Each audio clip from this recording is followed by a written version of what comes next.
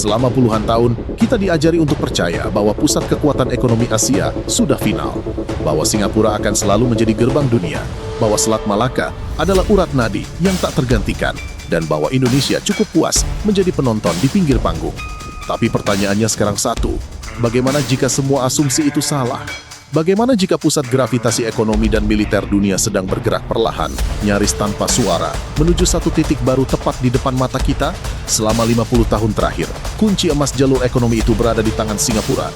Kekayaan mereka bukan hasil kebetulan, melainkan warisan dari posisi strategis yang mereka kuasai sejak lama. Namun sejarah tidak pernah statis.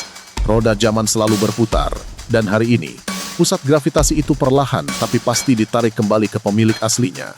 Indonesia kini sedang menyiapkan tahta baru di Kalimantan Timur.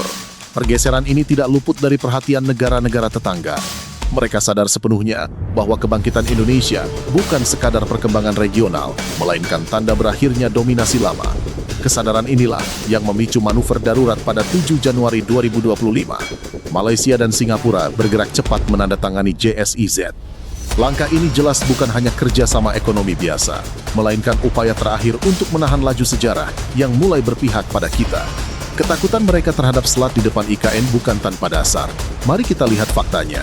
Singapura mengandalkan Selat Malaka. Jalur yang dahulu menjadi emas dunia itu kini sudah menua dan rapuh. Titik tersempitnya hanya sekitar 2,8 km, dengan kedalaman rata-rata tak lebih dari 25 meter. Bagi kapal induk Amerika atau tanker raksasa, melintas di sini adalah mimpi buruk logistik. Risiko kandas, macet, dan kecelakaan selalu mengintai. Bandingkan dengan Selat Makassar yang terbentang tepat di depan IKN. Selat ini menawarkan cerita yang sama sekali berbeda. Keistimewaannya terletak pada struktur geologinya yang unik. Selat Makassar berada di atas pertemuan lempeng bumi purba, menciptakan laut dengan kedalaman ekstrim yang menembus hingga 2.500 meter ke dasar bumi. Fakta militer berbicara lugas. Kedalaman luar biasa dan arus bawah laut yang kuat menjadikan Selat Makassar sebagai jalan tol senyap, sebuah silent highway. Kapal selam nuklir dapat melintas tanpa terdeteksi radar musuh karena suara mereka tersamarkan oleh derasnya arus bawah laut. Inilah Alki 2, jalur masa depan yang menjadi incaran Cina, Amerika, dan Australia. Dan tepat di atas jalur vital ini, IKN berdiri tegak sebagai menara pengawas strategis. Jika Selat Malaka adalah jalan tikus yang sempit dan rawan, maka Selat Makassar adalah jalan tol bebas hambatan. Tidak heran jika potensi IKN dan Selat Makassar membuat tetangga kita panik hingga melahirkan JSIZ. Aliansi ini sejatinya lahir dari kondisi terdesak. Secara logika, Singapura adalah negara yang sangat kecil. Luas wilayahnya hanya sekitar 730 km persegi. Bandingkan dengan IKN Nusantara yang membentang seluas 2.600 km persegi.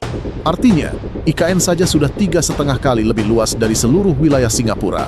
Mereka telah mencapai batas. Lahan habis. Biaya sewa pabrik melonjak hingga 40% dalam 1 tahun terakhir.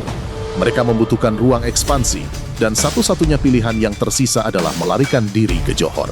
Maka JSIZ bukanlah simbol kekuatan superpower, melainkan bukti bahwa model bisnis negara kota itu mulai usang. Mereka hanya berusaha bertahan hidup di bawah bayang-bayang raksasa bernama Nusantara. Perbedaan posisi kita sangat jelas. Mereka hanyalah pos satpam, kita adalah pemilik gudang. Sejarah memberi kita cermin yang sangat jujur.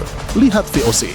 Perusahaan Belanda itu rela berlayar ribuan kilometer dan menjajah Nusantara demi pala dan cengkeh komoditas yang pada masanya lebih mahal dari emas. Jika kekayaan VOC dikonversi ke nilai uang hari ini, angkanya menembus triliunan dolar. Gabungan valuasi Apple, Amazon, dan Microsoft pun masih kalah jauh.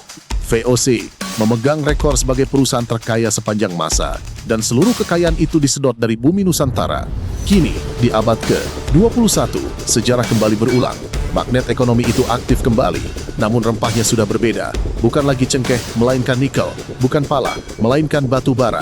Dunia membutuhkan baterai kendaraan listrik, dan kuncinya ada di nikel Sulawesi.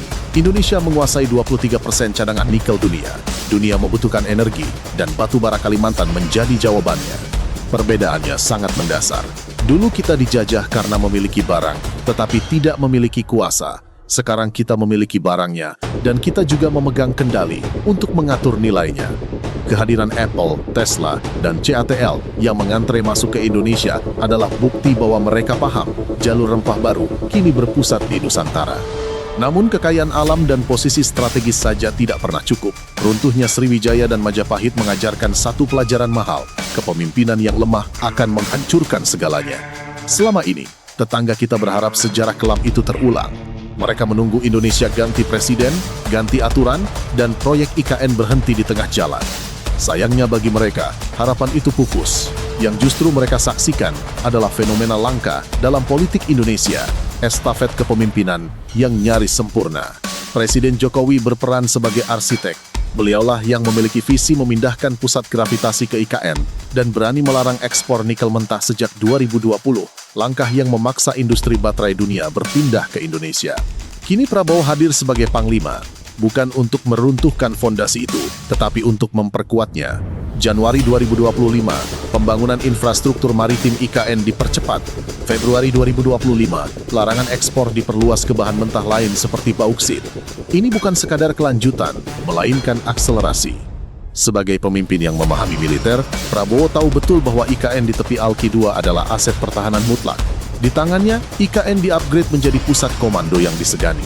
Kombinasi visi pembangunan Jokowi dan ketegasan militer Prabowo inilah yang membuat dunia terkejut. Kekompakan ini menjadi sinyal bahaya bagi siapapun yang berniat mengganggu kedaulatan Indonesia. Sejarah kini sedang ditulis ulang tepat di depan mata kita. Kejayaan Sriwijaya di Selat Malaka dan Majapahit di jalur rempah bukan lagi sekadar cerita masa lalu. Kita sedang berjalan menjemput takdir itu kembali. Kali ini dengan kondisi yang jauh berbeda, kepemimpinan yang solid, sumber daya melimpah, posisi strategis, dan yang terpenting, kesadaran sejarah.